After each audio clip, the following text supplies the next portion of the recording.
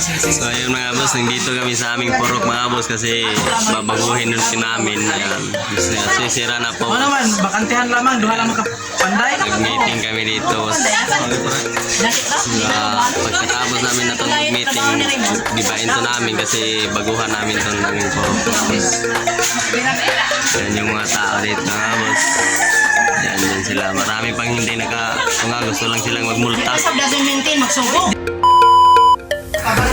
Ayan na mga boss, ayun. Nagmi-meeting kami boss. Ako na islato ko ya. Wala ko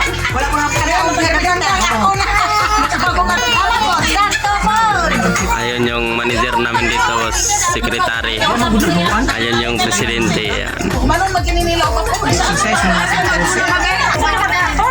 Oh, ayun sila boss. Ayun yung mga kasama namin dito, mga voluntaryo. Ayun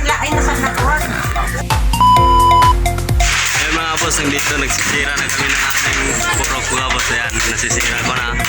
Siyempre na yun yung ibang tao, naglinis rin, nagguna. Ayun yung mga tao dito boss. At ayun rin yung nasira mga boss. Ayan.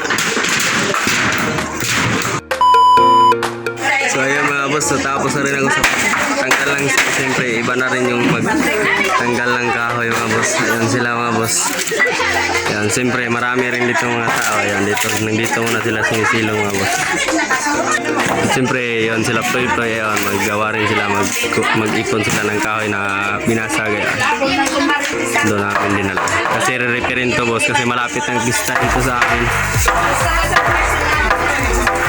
Ayan mga boss, so tapos na rin ayun. Kunti na lang, tatlong kahoy na lang yung lilipain nila. Sa susunod na araw na to boss, papandayin. At better next time mga boss.